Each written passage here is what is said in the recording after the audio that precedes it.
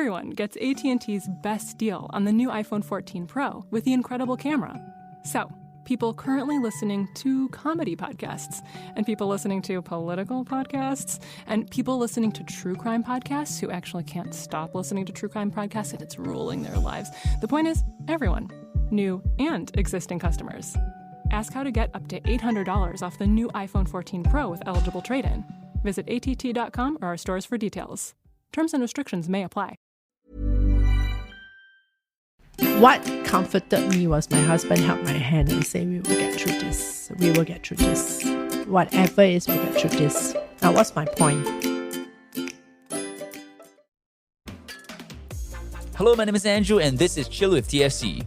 Now we know it can be hard to talk about money, even more so in a relationship.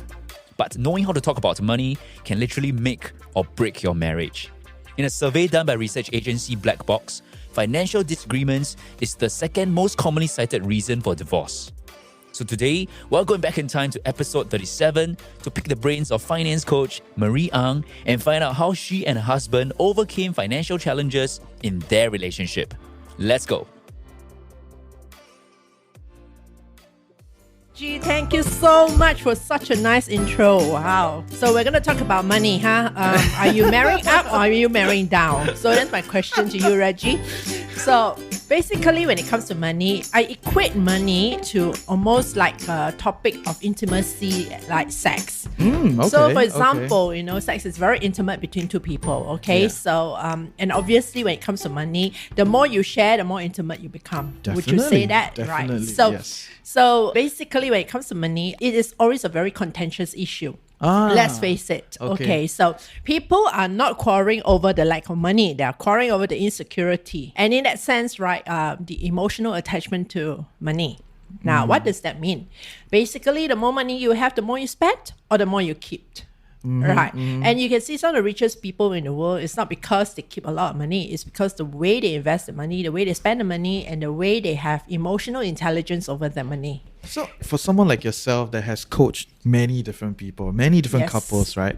Maybe share with us some common things that, are a challenge for these couples when they first start, Sure. right? Because I think the common understanding is when you're alone, you manage Yes. your money in a certain way, right? Yep. And then now you get into a formal relationship. You sign Yes. paper, everything MOM, Yeah. waiting for HDB. Yes. Yes. So what are some of the common challenges that these couples face? Okay, so basically there are three things. There are three challenges. Number one, obviously when you start earning your own income, so everything belongs to you. So in a sense, you kind of like hold it very dear to yourself, kind of. So you may not share it. Right. Number two is that once you come together, right, you have to make a decision whether you want to joint account or still separate accounts. Okay, which is another issue of contention. Okay. The third thing is like what happens if one of you, right, has no job, say in terms of redundancy or pregnancy. And now a lot of couples, they think that, we get together, love conquers all. No, sorry, love don't conquer all. There are issues that you need to deal with, and suddenly no longer love. Yes, It's more yes. like, oh, I really hate you, kind of thing. So we've seen quite a lot of this stuff. What you need to consider is if you are single right now, what's your income? Okay. Basically. And if it's your income, right, fantastic. Do you have savings plan? Okay. And how do you kind of like separate expenditure to savings? Now, we're not talking about profit and loss here. We're not talking about, CFO material. You are talking about your own individual, right? Now, are you spending, because you need it or you want it? Fair. Right. Fair. So many people are spending because they want it now. So, and also another thing that you need to consider is, are you spending to show off? Or are you spending to say, look, I want to treat people. There's the self-serving and there's also serving others. Fair. What does that mean? What it means is this. If you're spending for others, meaning that you like to buy treats for people, and things like that. So let me just tell you a story. With each point, I'll tell you a story. Is that okay with you, Reggie? Good Right. stuff. So basically, when my husband and I used to travel quite a lot, and we used to buy stuff from every country, right? Thinking that, when we look at it, it'll bring back memories.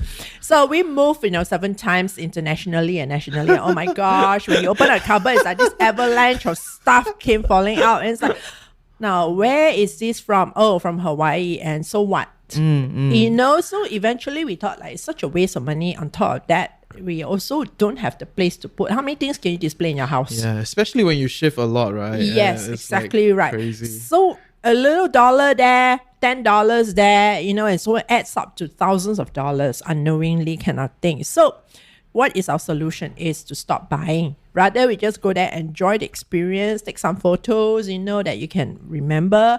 And then on top of that, you enjoy the food there, the culture there. Okay, so that's number one. So the want bit and the need bit, you need to decipher that, okay? Yes. Number two, when you go into a relationship now, this is another thing. Are you going to have joint account? Now, obviously, you met a girl for the first time, or met a guy for the first time. You're not going to have a joint account straight away kind of thing. Okay. Actually, money is also a kind of test between the relationship. Yeah, I'm sure, Yes. personal experience at home, I grew up in a family where money is always an issue, and Yes. more importantly, money drives a lot of arguments. Yes. A lot of the Obviously. dissonance, because different people want to do it differently, right? So Correct, when my correct. parents argue, then it affects me, Yes, right? Yes. Yeah. Obviously. So in a relationship now, let's just talk about two relationships here. A relationship with a boyfriend, girlfriend, boyfriend or a girlfriend, and relationship in the family. Now, what do I mean? When it comes to money, right? Do you actually support your parents? Do you support the livelihood of the family dynamics? Okay. And then when you have a new relationship, does he or she need to do the same thing? Okay. Now your $1 is split into three ways, because now it's a family, both families, and then in the relationship. Fair. Now, how do you split those two up? You have to understand, you earn, let's say, for example, $5,000. You obviously are not going to say, everybody get a cut of 30%, and so on and so Yes. forth. You have to decide how much you contribute and then put it into the dynamics of the family and into the relationship. And then when you're with a girlfriend or boyfriend, right, you need to understand, do you want to impress them at first and start spending a lot of money, which then eats into the budget? Now, do you have a budget in that respect? This budget is very important, because when I first got married to my husband, we're both earning very high income. So we spend money like water, literally. And so at the end of the day, we're like, what the, how come we don't have money left over? Although we are such high earners, yes, right? yes. And then we look back at we're charging here, we're charging there, with the intent that, the salary will cover it. So it's a lot of, because there's a comfort in that high income, and then you Correct. don't really track your expenses, right? Correct. You just here spend, there spend. Exactly. So if you earn $5,000, you spend $6,000. So you're already in arrears by $1,000, Yes, and then yes. it starts accumulating. Yes. Now, so you must have that budget. The budget will then help you to look at, okay, how much money you need to put aside for your parents' support, or maybe your transportation, your food, and then when it comes to the relationship, right, it's at this point in time, it's not a committed relationship. It's just coming together kind of thing. Okay. But how much are you going to spend, like going out with your girlfriend or your boyfriend? How much are you going to spend for anniversary? Everybody celebrate anniversary, even though they're not married yet. It's quite cute, yes. So when you talk about committed, right, Yes. the difference is marriage, pre-marriage, and post-marriage, right? Yes. Okay. But let me digress a little bit, Yes, right? yes. Many people say committed. Now, are you prepared to spend the rest of your life with this person? That is another topic for another That day. is a huge topic, right? Yes, Yeah. correct. So if you are, and you think that, okay, you're going to marry this person, and going to spend the rest of your life with, now that is another thing that we have to talk about. What are some of the criteria? But, wait till Reggie come out with that topic first. But let's talk about money for now. Yes. Yes, so you have to understand, how much do you give? Now, generally in a lot of courtship, right, we notice this, we tend to buy a lot of things for the other party. Yes, gifting, right? It's like a thing. So it's like, wow, I buy you this bag, or I buy you, I'm in love with this person, so I spend more on food, or I bring him or her to a nice place. Yes. So on and so forth. Now, is that rational? Can you keep this going? Yeah. It feels like you're just wearing a bigger hat, right? That you cannot handle this. Correct. So are you in a relationship for the relationship itself, or are you in a relationship to buy the relationship? To impress the other party. And to essentially, impress, right? correct. Does that make sense to you? If it's not, it's okay, because when I said that, a lot of people look at me like they have this, white-eye bushy tail look, kind of thing. But what basically it means is that, are you buying things so that the person will be committed to this relationship? Yes, Now you have to yes. consider this very carefully. Okay. So in a committed relationship, generally, right, you tend to want to test waters first. I mean, before you commit to relationship, you test the waters first. Now, if you bring somebody shopping and the first thing the person point out is a $10,000 Gucci bag, now you obviously know that, oh my gosh. Alarm bells, ding, ding, ding. Yeah. And so have to be very careful with that. So make sure you budget out properly for both. And then after that, on top of that, if you are going to go into this relationship, you need a budget for weddings. You need a budget for pregnancy. You need a budget for PTO. For, buying whether second hand or first hand. And a car if you need, all these things. So people don't talk about that generally. Yes, exactly. We all can agree that the basis of, common ground is actually common discussion first. Yes. Right? So the open, safe discussion where we talk about all these different elements, right? Yes. What kind of advice do you have for like new couples? Because most people when they first start, they don't talk about money first. Correct. It's always have fun, right? Here, go, here, makan, then there, watch movie. Yes. And then after that, when they kind of feel that things are going to get serious, or we're going to like consider co-living, sharing a space first before, actually signing marriage and BTO, all this kind of stuff. Yeah. Then people start to have that generally difficult conversation around money. Yes. Right. So what kind of advice do you have for new couples to embark on this conversation? Okay. Yeah. So as with real estate language is, location. Now with relationship is communicate.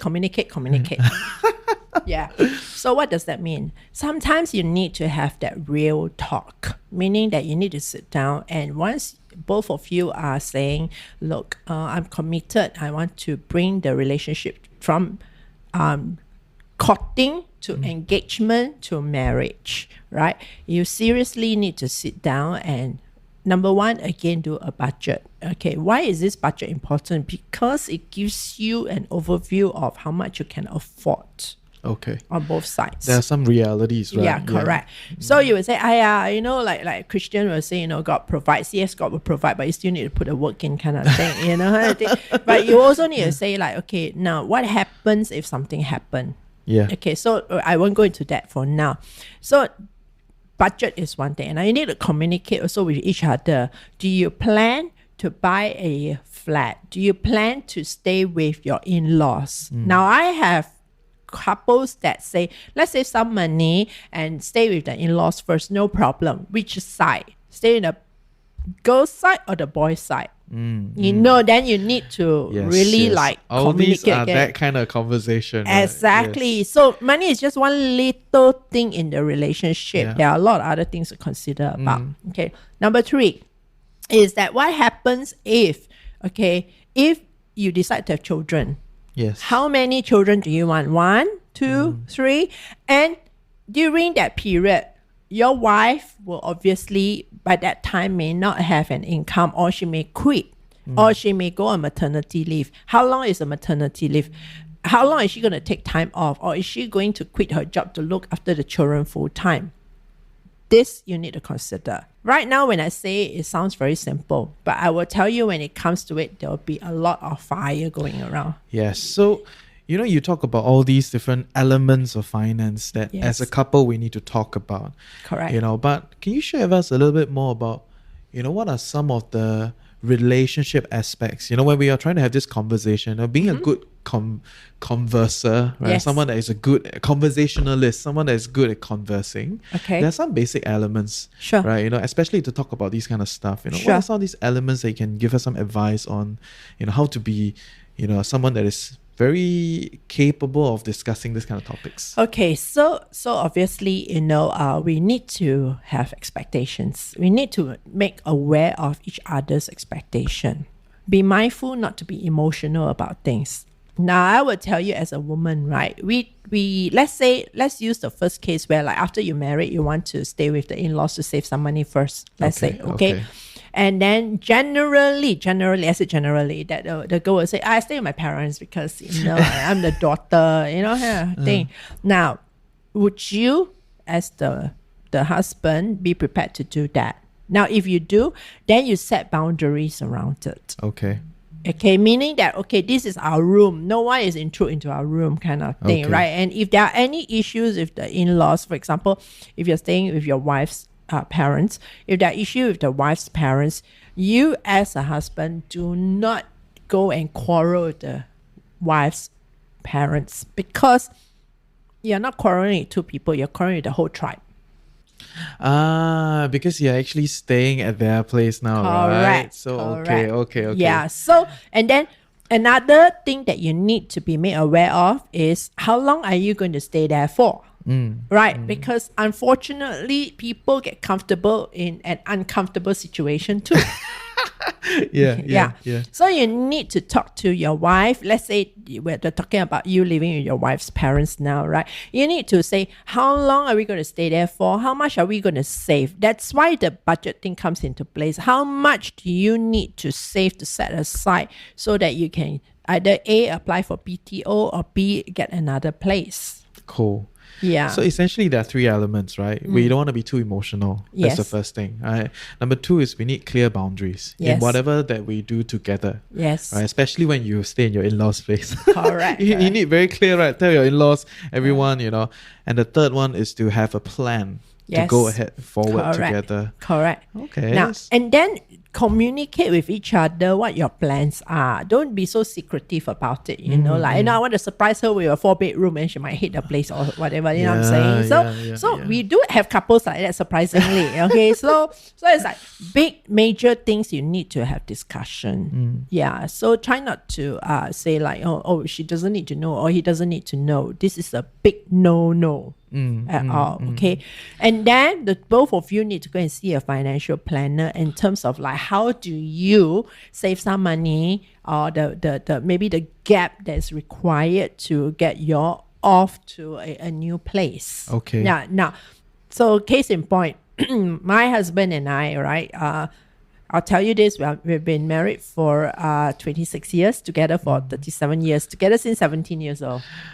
Wow, it was the first one? Yes. All the way? Wow. Yeah, all the Okay, way through. that is very cool. We went through a lot, and I tell you a lot. I meant a lot. So recently, we are looking at getting a place of our own. That's nice. Right. So a HDB, resale one, and so on and so forth. And we think in our head, right, when we went to Google to research, right, you go, oh, how much does a flat cost? Is it 3-bedroom, 2-bedroom, where the location is, so on and so forth, right? But never did we know that there were things like, grants, there were things that, the gap, that we didn't know that the gap meaning that, the deposit we need to put in if our CPF is not sufficient, Yes, and so on and yes. so forth.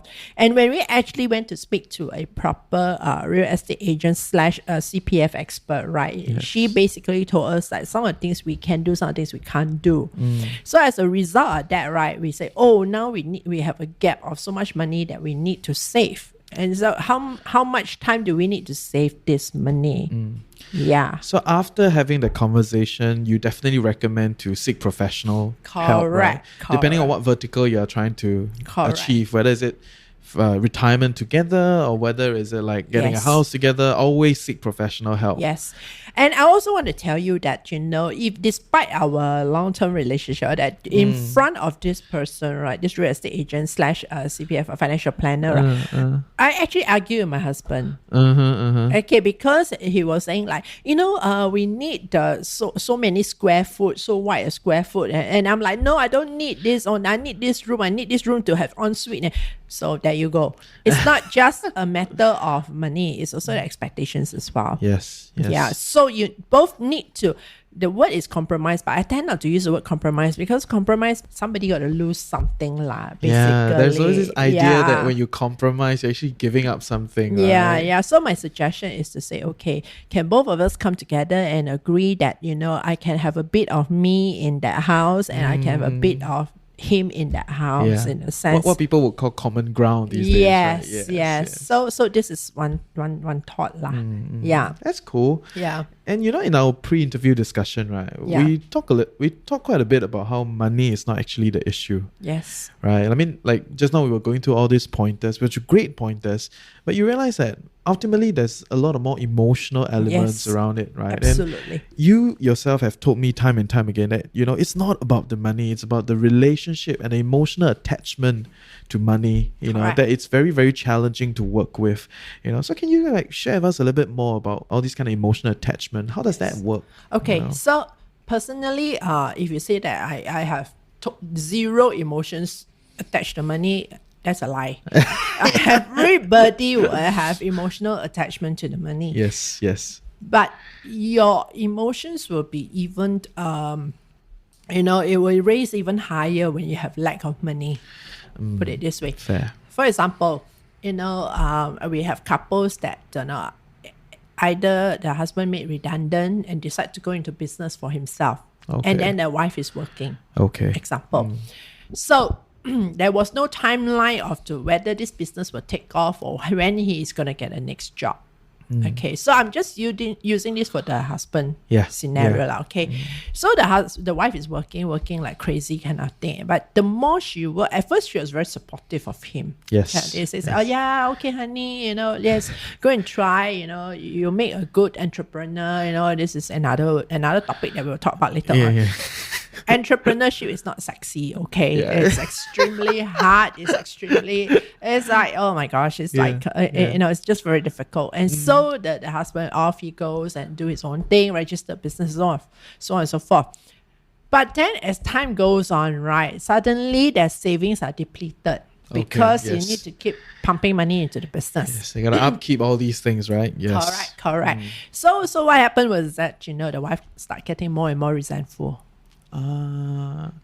Because expectations and reality set the difference, right? Correct. Now, if you say there's no emotional attachment, no, because from, let's say, when husband and wife were working and they earn, say, between them $7,000, right? So once the husband lost his or his job, right, it goes down to, say, $3,500 lah. Yeah. Okay. Lifestyle changes. Yes. Cannot afford to eat anymore, to go out to eat more. Yes. Gone were the days when you can eat 螃蟹大大, big crab and jumbo. Now you say, no, let's go kopitiam, eat the 68-gram one,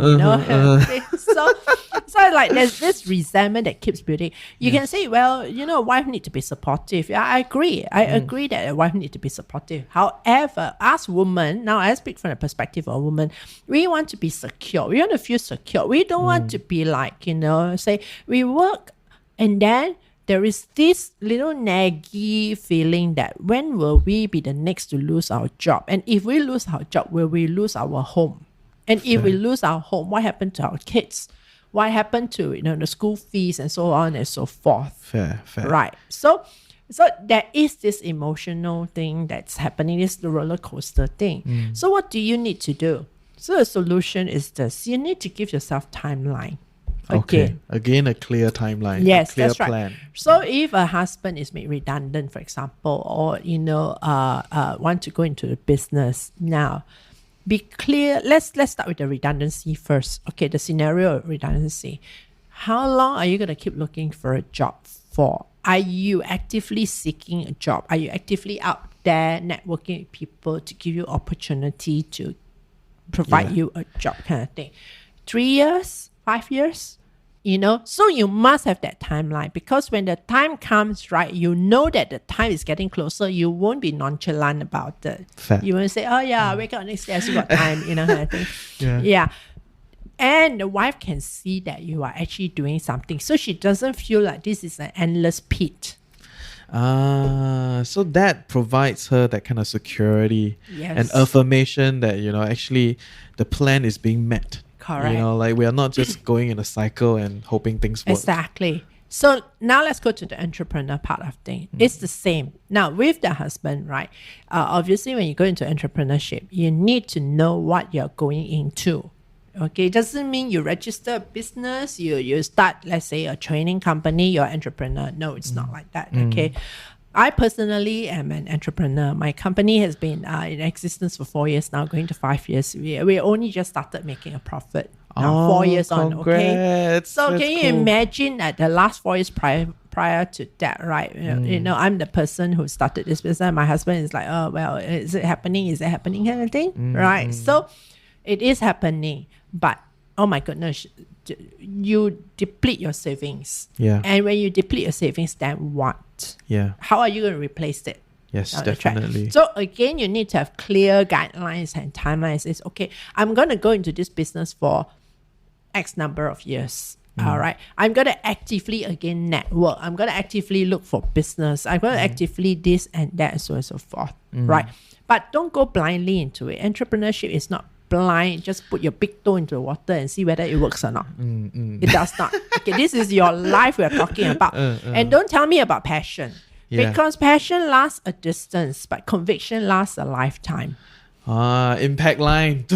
Yeah. So what I'm saying is this: your passion. Can you be passionate when money is not there anymore? Can you be passionate when your co-founder or whoever is supposed to support you bail out?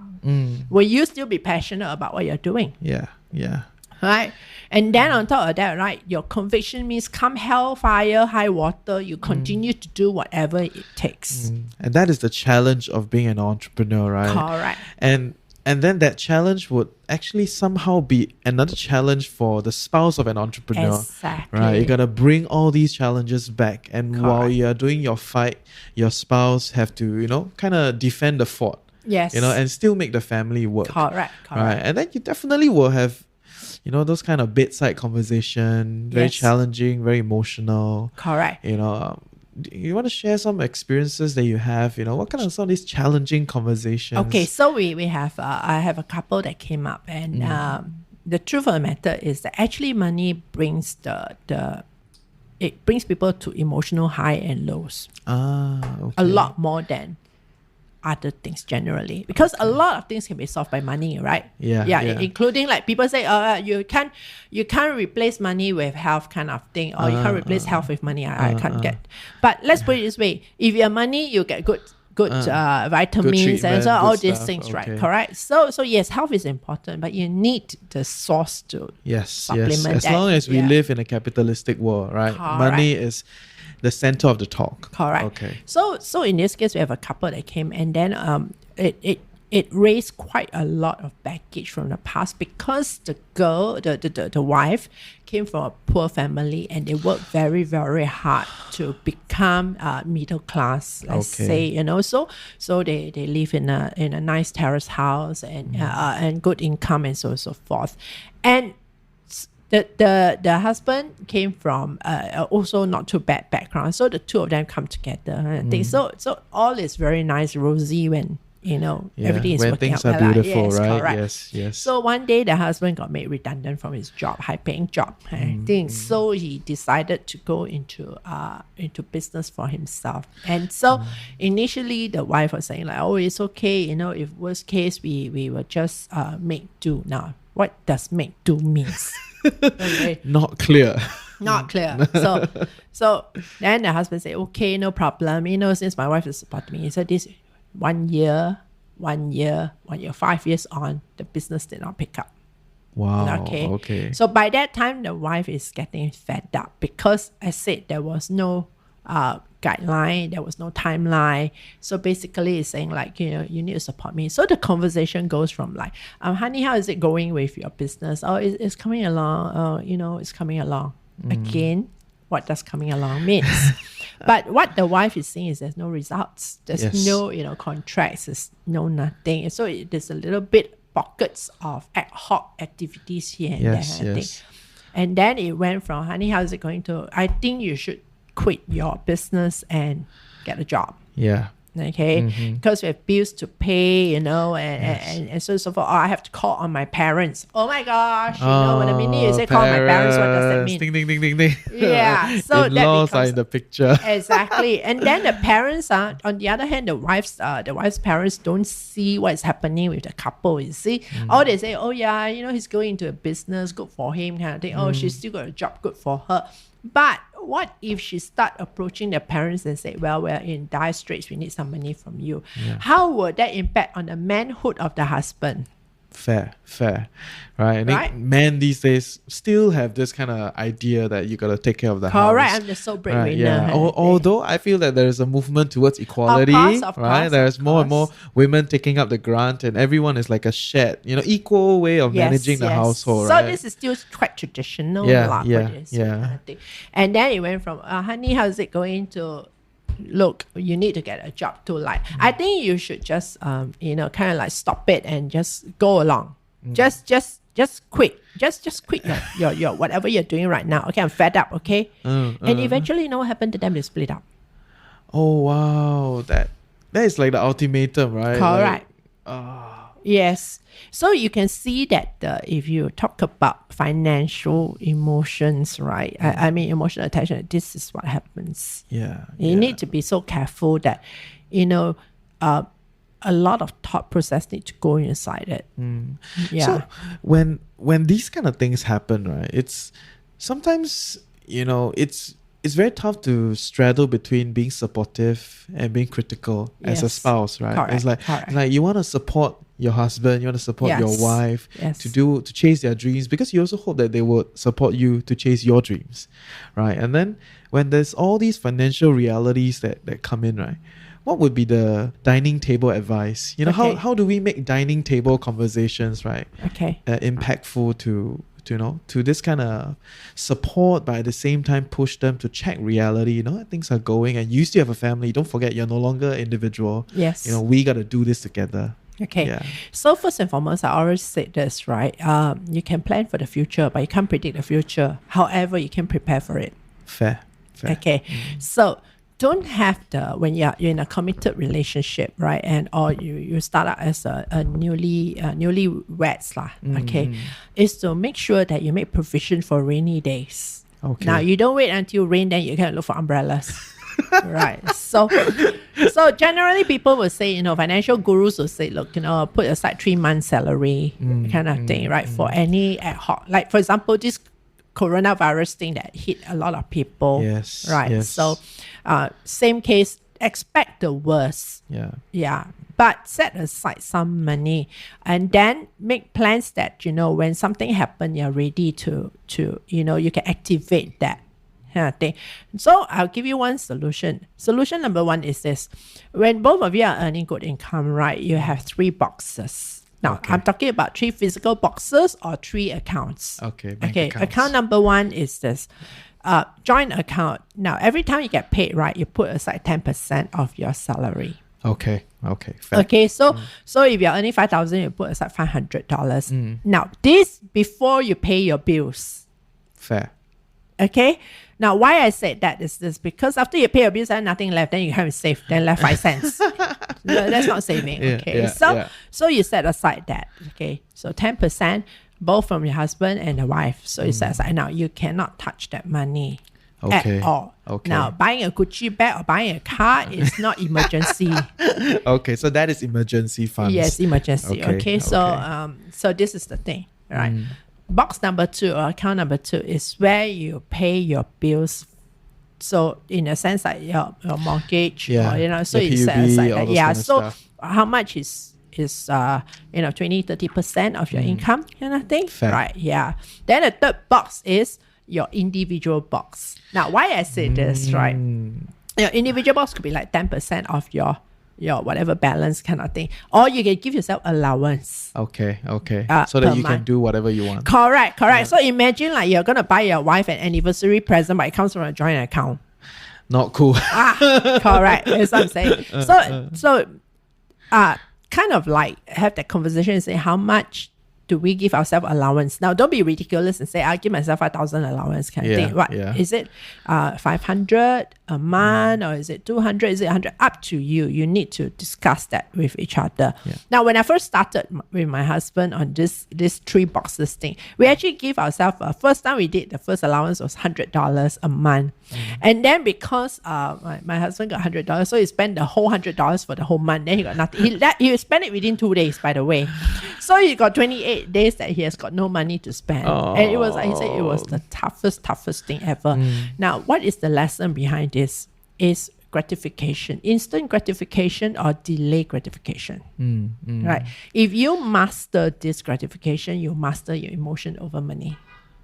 Very cool. Yeah. Does that make sense? Makes sense. That's why people invest. That's why people save for the longer term future, right? Exactly. Yeah. So we got to a point where like we actually have $100 each beginning of the month, right? And we can walk into a shopping center and still count $100 without spending a single cent. So that is like a habit cultivation process. Correct. Right? Correct. Yeah. You guys commit to each other in this way of managing money. Yes. You know, and it sounds like, you know, you encourage a mixed management strategy. You know, there's always this discussion: do we manage individually or do we manage, as a couple, everything together?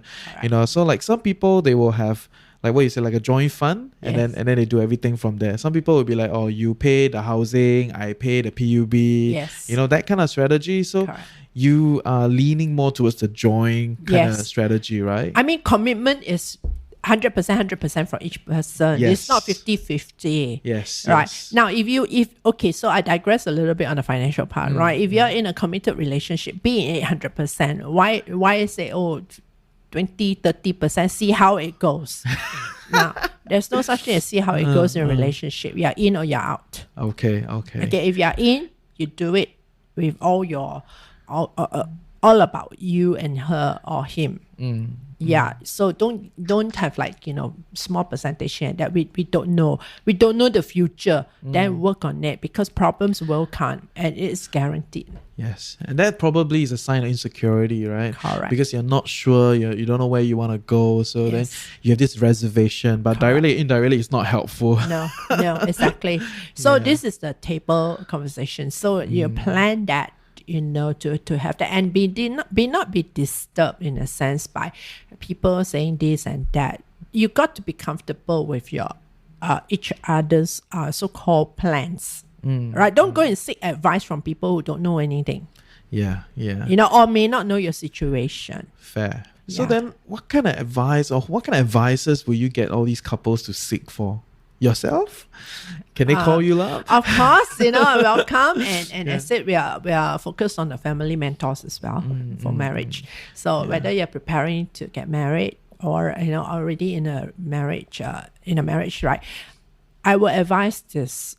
It doesn't matter what state your marriage is, kind of thing. You always seek counsel and you always seek coaching. Now, the reason being is like there's no such thing as a perfect marriage, but there is such thing as happily ever after. What does happily ever after mean? Happily ever after means that you guys are not fighting to the point where like you're throwing things at each other, kind of thing. That you are secure in your relationship. No K-drama. Yeah, no K-drama. Yeah, and you're secure with each other. That it doesn't matter what the situation is. The both of you stand steadfast and not fighting with each other. Good. Yeah, so you're not, you don't have infighting basically. So generally in a lot of relationships, right, is that when things get very hot outside of them, instead of coming together to fight the heat, right, they fight each other. Okay. So then essentially that partnership and that support breakdown will become outright enemies, right? And then there's no salvation point already. Exactly. And then caution also, if you have children, they're watching what you do. Yes, so they may not necessarily understand the whole emotional thing or the relationship dynamics, but they watch how daddy talk to mommy and mommy scold daddy or throw things or whatever. They watch it, and what they do is they actually pick up the same habits. So if you talk about financial intelligence and emotions, right, this is a good cultivation for them from young to say like, daddy, mommy give you pocket money, how much do you save? How do you save? Yes. You got to lead by example, right? Essentially. Yes. Right? Make that a dining table conversation. I always tell people, like we don't have enough conversation about money. Right? Money is like this sacred thing. People don't talk about. We don't talk about how much we are paid. We don't talk about how much insurance we have. We don't talk about savings. We don't talk about investments. And to me, if we continue to keep money a taboo topic, right, we will not make progress. Exactly. Right? Exactly. And in this generation where, I would say many of us are a sandwich generation these days, because the older generation, like maybe those that are like in the 60s, 70s, they grew up in an era where Singapore was relatively poor, right? So even no matter how well they excel, they will be like, You know, there are many amazing individuals working at the port, doing machinery and all those, but slowly after they phased out, right? Yes. And their income was never what was needed for today's lifestyle. So many of them are reliant on today's couples. Exactly. Right? Like exactly. parents of today, people in their 40s, 50s, 30s. Yes. You know, they are all stuck in this sandwich. You know, what are some of your thoughts about sandwich generation? How do we do this? So personally, I have older parents. Yes. I personally don't have children, but I do have adopted children in the sense that, you know, my godchildren are my brother's kids. Yes. And age between 8 and 16. So two of them. Okay. So I find that, for example, you know, they may not be my kids, but I feel for them. Right? Yes. I actually feel for them. So like when my parents, some of the provisions you need to make, right, for young couples is while you're still young, your parents are young. Yes, that's true. Okay. So meaning that if you're in your 20s or 30s, your parents may be 50s or 60s. Yes. Okay. Yes. Now, I would encourage you to go and get insurance. Okay. Yeah, I'm sorry, I'm not an you don't insurance sell agent. insurance, yes, I know, I'm just I know. saying that, you know, this was exposed to me. Fair. You know, because when it comes to the part where when they get older, right, and you yourself included, right, you don't know what's going to happen. Yeah. So when I was looking after my parents, so my mom passed away 2 years ago now. Okay. So and it cost $40,000 to look after the last 2 years of her life. Wow, that is significant. Yeah. So yes. if not for the fact that she was a pioneer generation, which thank God that, you know, there's this pioneer scheme, right? So we don't fork out a lot, but it's still in the thousands of dollars. Yes, it's no joke. So the insurance that we prepare, right, help to actually defray some of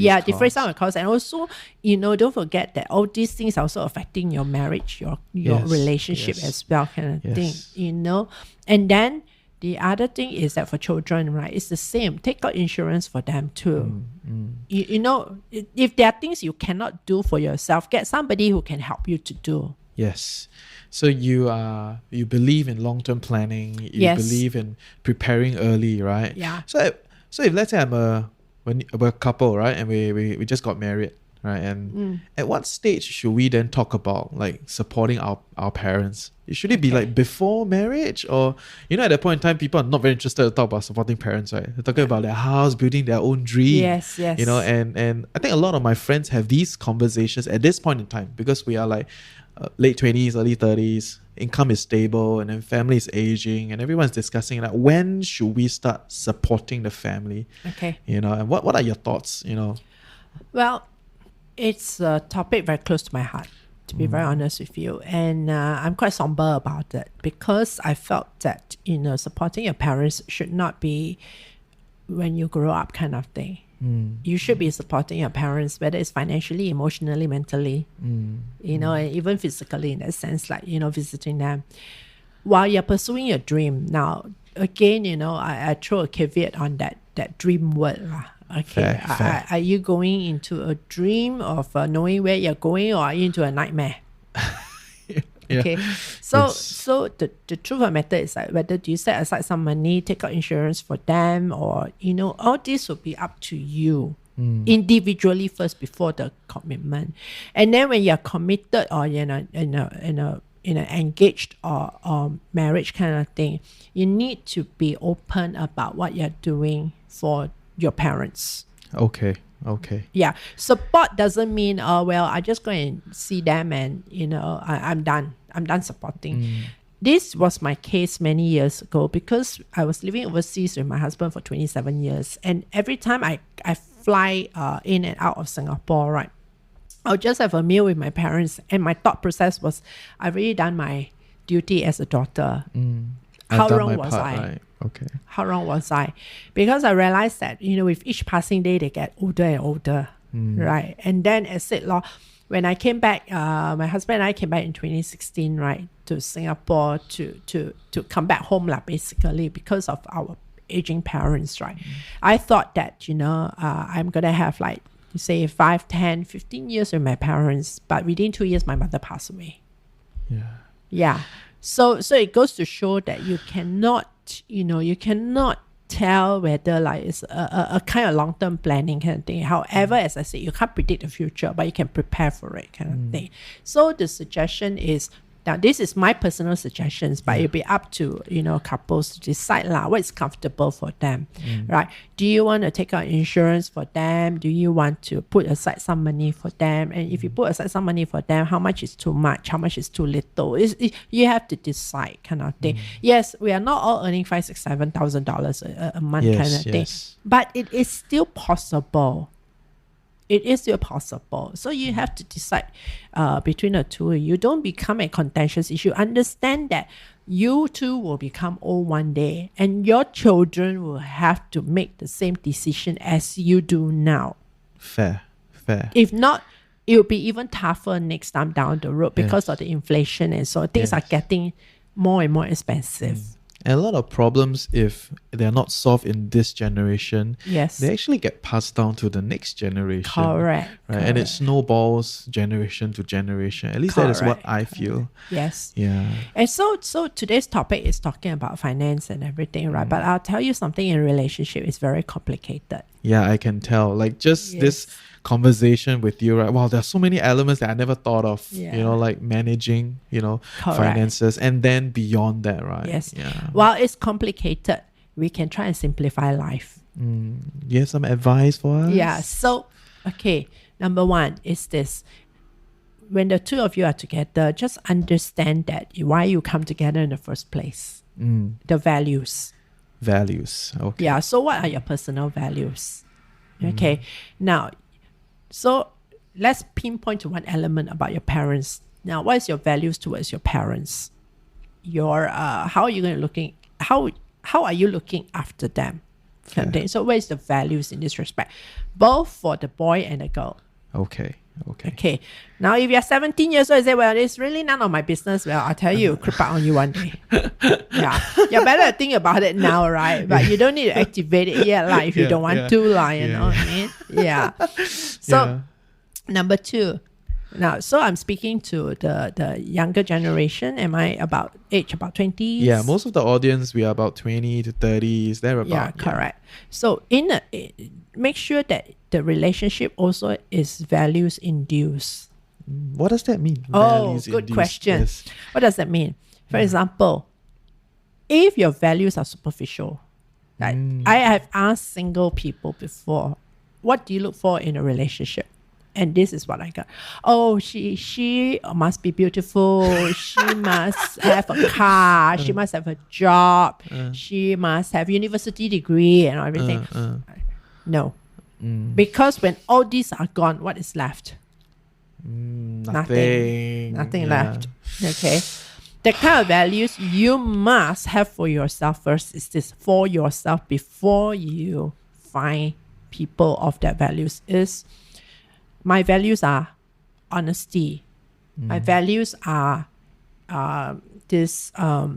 being a kind person.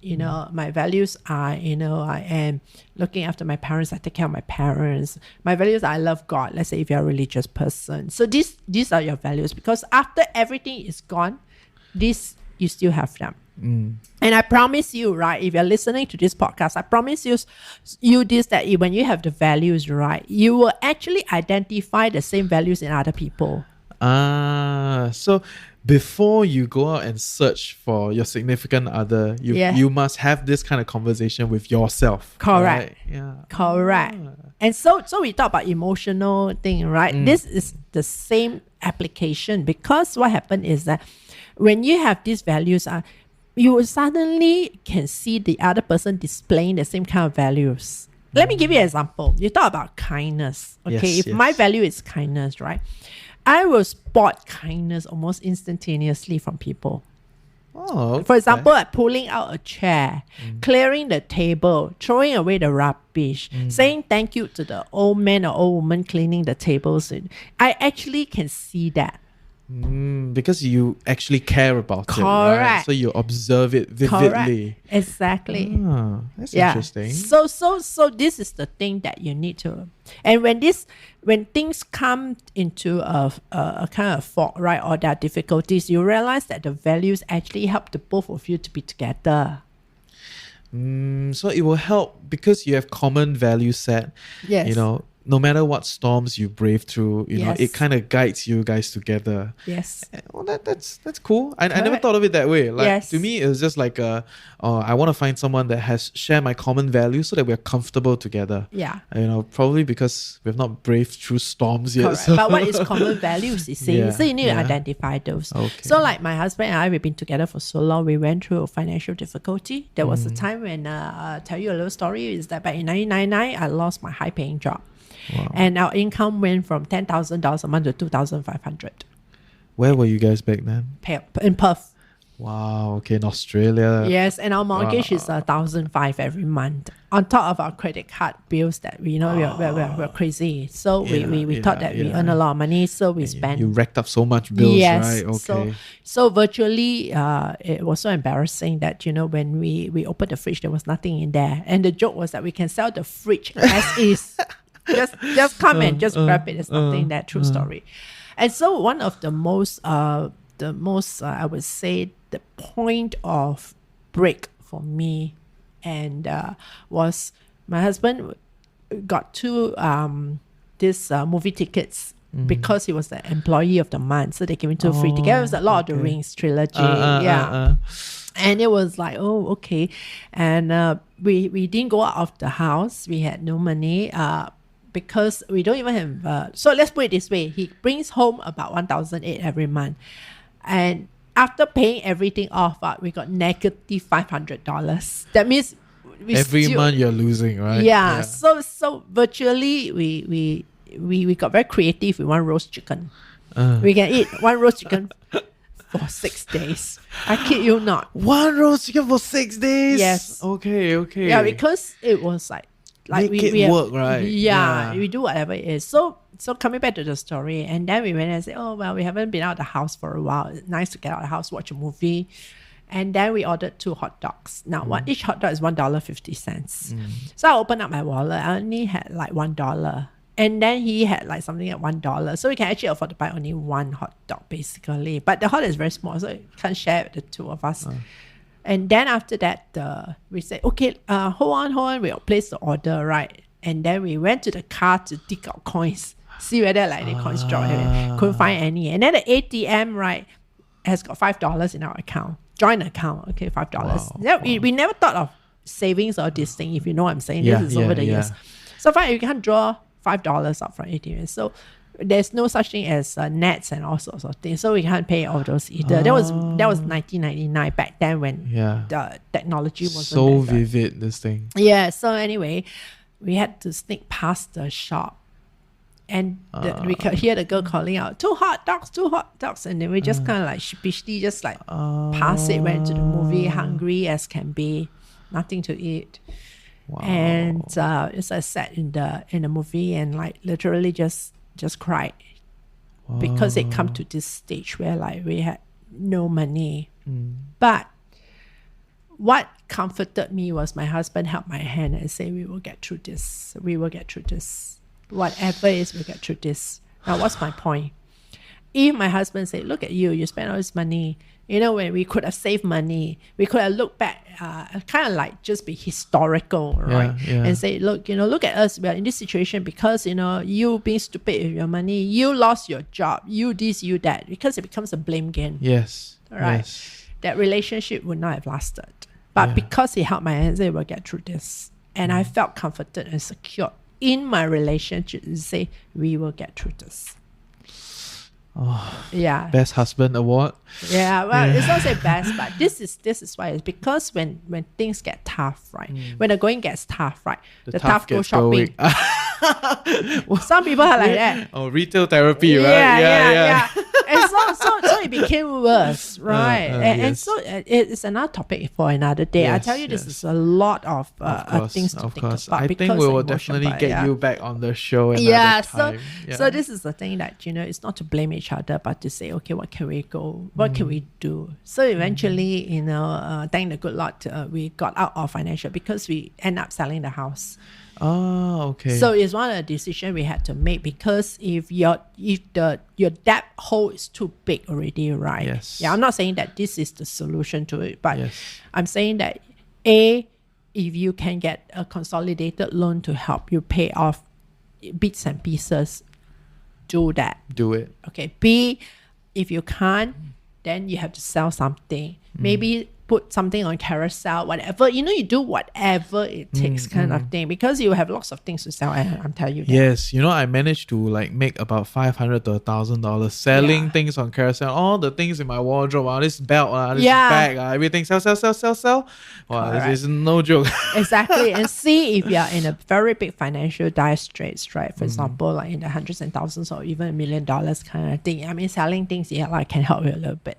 But you might eventually have to make a decision to sell off large assets, start all over again. You might have to do that. But I don't hope that this will come to the point. The last thing you should not be doing is file bankruptcy. Because a lot of people say, well, I filed bankruptcy, then, what can I do? What can I have to file bankruptcy? I'm so deep already, right? Yes, it gives you a short-term solution, but it will give you long-term impact. Because in time to come, when you have to declare for certain things, right? You may want to apply for a job, or you want to apply for, this will even come back to bite. Even registering a company, a lot of things. This will come back to bite you in the bum. Yeah. And another thing is communicate. Now, the banks are not, sorry to say, they are not, they are not like loan sharks where they harass you. Yes. I personally worked in a bank for 12 years. Bank industry. Okay. So my last position was a branch manager. All right. So I will tell you that we prefer people to come to the bank and talk to us and say, look, we're in this situation right now. Is there any way that the bank can help us? Yes. Perhaps like freeze certain thing or fix certain interest. I don't know. You need to go and talk to the bank kind of thing. Rather than to keep quiet, don't pay your bills, throw it away, get all these things. Ultimately, the bank is a business and they want to make back however much money they can, right? So if you're already in a situation, I know many people that have negotiated a longer term, lower interest rate, waive late coming fee. The bank also want 赚钱, right? They don't want you to get into a problem and it's not good on their books also. So today's podcast, I can share with you only this little bit on the financial aspect of things. But on the whole, right, we actually deal with intrinsic problems and skill set. To help you build a relationship up, so that when you face major issues along life journey, right, you can hold each other's hand and say, we'll get through this. So that's Marie Ng. If you'd like to hear more of her stories or have questions you'd like to ask her, let us know through Instagram or our Telegram channel. And that's it. Thank you for tuning in to Chill with TFC. We'll see you next week.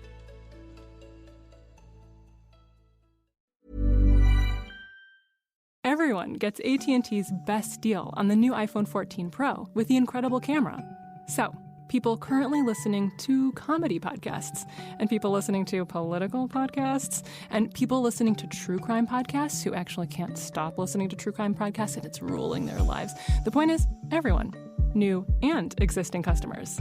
Ask how to get up to $800 off the new iPhone 14 Pro with eligible trade-in. Visit att.com or our stores for details. Terms and restrictions may apply.